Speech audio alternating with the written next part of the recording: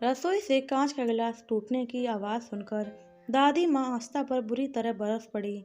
इतनी बड़ी हो गई है, लेकिन सलीका नहीं आया। एक गिलास पानी लाने के लिए कहा था तो गिलास ही तोड़ दिया। कल को पराए घर जाएगी तो सब यही कहेंगे कि कुछ नहीं सिखाया। हमारी नाक कटवाएगी क्या? दादी माँ जानबूझकर थोड़ा थोड़ी तोड़ा है, गलती से टूट गया। आस्था ने सफाई देते हुए कहा, अच्छा एक तो गिलास तोड़ दिया, ऊपर से जबान चला रही है। सब पता चल जाएगा जब सास चोटी पकड़कर मारेगी। यह सुनकर आस्था रो पड़ी। हमेशा ही दादी माँ की यही चिकचिक रहती है, छोटी सी भी गलती हो जाए तो पराए घर जाएगी तो हमारी नाक कटवाएगी, सास चोटी पकड़कर मारेगी कहकर डराया करती थी। जोर से हंस दिया तो कहती दूसरे घर जाना है, पत्ती सी मत दिखाया कर, सारा दिन बात बात पर टोकती रहती हैं। माँ भी दादी माँ के सामने चुप रहती है। उसने कभी माँ को जोर से बोलते हुए या हंसते हुए नहीं देखा। वह हर काम बड़े सावधानी से करती हैं। भूल बस कुछ गलती भी हो जाती तो दादी माँ पूरे घर सर पर उठा लेती। पिताजी की हिम्मत नहीं पड़ती कि उनसे कुछ कहे। बचपन से ही दादी माँ की इस टोका टोकी से आस्था के कोमल मन में पराया घर और सास का भय समा गया। जब भी घर में किसकी शादी की चर्चा होती तो वह घबरा जाती। माँ का चेहरा सामने आ जाता कि शादी के बाद उसका भी यही हाल होगा। शादी के नाम से ही चिढ़ हो गई उसे। एक दिन उसे लड़के देखने वाले आए, पसंद भी कर लिया, फिर शीघ्र विवाह भी हो गया। सास और पराये घर का भय अब उसे और सताने लगा। विदा होकर जब कार में बैठी तो घबराहट की वजह से उसका बुरा हाल था। द्वार की रस्म के समय भी वह बुरी तरह कांप रही थी। उसको कांपते हुए देखकर बुआ सास ने कहा, क्या बात है बहू, तुम इतना कांप क्यों रही हो? क्या तबीयत खराब है तुम्हारी? अरे बुआ, आप समझती नहीं हो, हमारी भाभी जी को 104 डिग्री प्यार का बुखार चढ़ गया है। इसकी वजह से वह कपकपा रही हैं। पीछे खड़े देवर अमन ने जब यह बात कही तो सब हंस पड़े, लेकिन आस्था को हंसी नहीं आई। सभी रस्म पूरी हो जाने के बाद उसे कमरे में ले भेज दिया गया। थोड़ी देर के बाद उसके पति अनुज भी कमरे में आ गए, लेकिन वह उनसे भी कुछ नहीं बोली। उसे गुमसुम देखकर अनुज ने उसे बाहों में भरकर कहा, तुम इतनी चुप क्यों हो, कुछ बोलती क्यों नहीं? लेकिन वह तो बुरी तरह डरी हुई थी।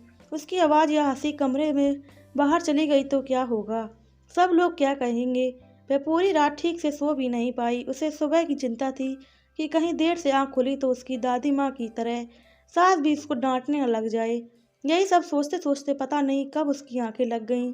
सुबह जब वह हड़बड़ा कर उठी तो सामने घड़ी पर नजर डाली तो सुबह के 8 बज रहे थे।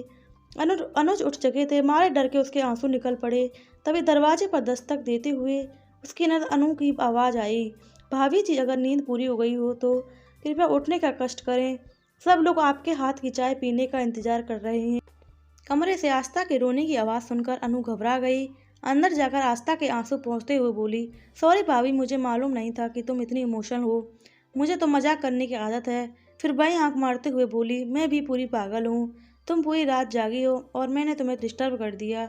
बड़ी मुश्किल से अपने आंसुओं को पोंछते हुए आस्था बोली, दीदी मैं आपकी वजह से नहीं रो रही हूँ, मुझे डर लगा है कि इतने उठने में देर हो गई, कहीं माँ जी नाराज़ तो नहीं होंगी। हंसते हुए अनु बोली, भाभी तुमने तो मुझे डरा ही दिया।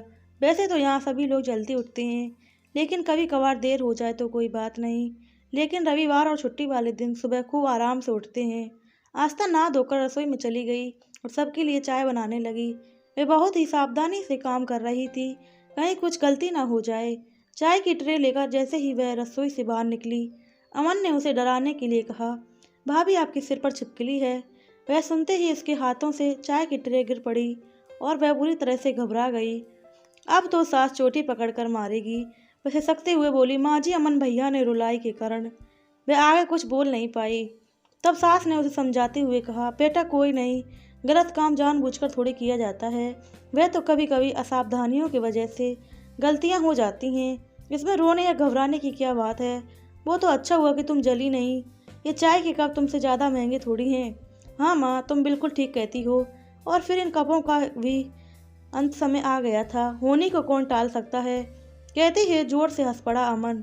एक दिन शाम को सब लोग बैठकर बातें कर रहे थे। अनुज ने सभी को एक चुटकुला सुनाया तो सभी लोग खिलखिलाकर जोर से हंस पड़े। आस्था भी जोर से हंस पड़ी।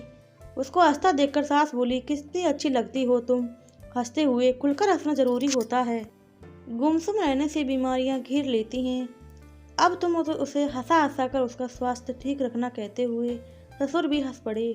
अचानक अनुज बोला, माँ हमारे साथ धोखा हुआ है।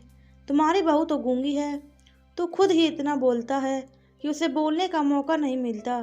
फिर आस्था के सिर पर प्यार से हाथ फेरते हुए बोली, सास गूंगे होंगे तेरे दुश्मन, मेरी बहू तो लाखों में एक है। धीरे धीरे उसने महसूस किया कि उसकी गलती पर सास डांटती नहीं है, बल्कि कितनी कुशलता से और प्यार से समझा देती है।